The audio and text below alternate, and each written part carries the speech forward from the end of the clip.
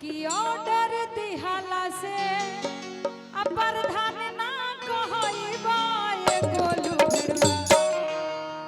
यही खातिर आई रहन मंच पे कि ऑर्डर दिहाला से प्रधान ना कहइबा ए गोलू भेड़वा। बहिन बेचावे कहइबा ए गोलू भेड़वा। बहिन बेचावे कहइबा काला कोट पहनाला से हीरो ना कहइबा ए बबुआ।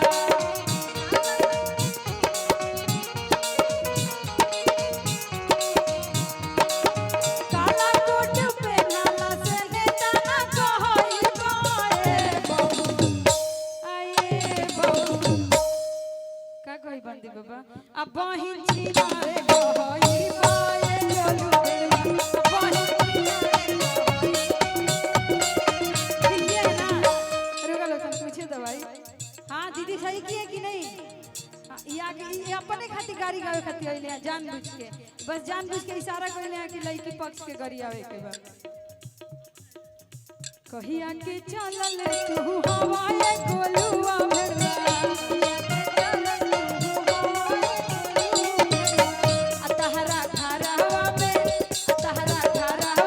चोरावा समाइले। आय सिया राम के भजो।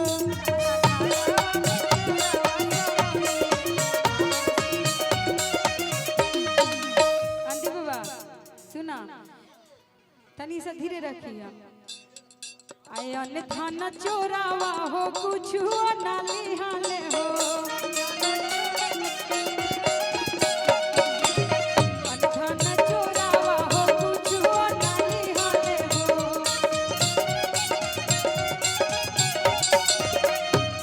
भाभी का नाम सपना आइनिका बहिन के आयब सपना के बनले मोटरिया। आय सिया राम के भजो। ना आप बैठिए ना आप मंच पे बैठिए ना। सबका अरे सबके पारी आई पहले मम्मी के गावल जाला कि ए बबुआ तहर मामा कैसन। ए गोलू दूध पीला कटोरा। ए गोलू दूध पीला कटोरा। आंधी बाबा आय ए गोलू तहर सपना कैसन।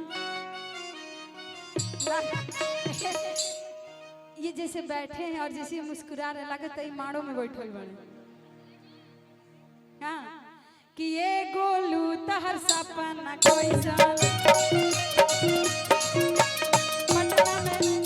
पटना में घूमेली बिलैयन के जैसन।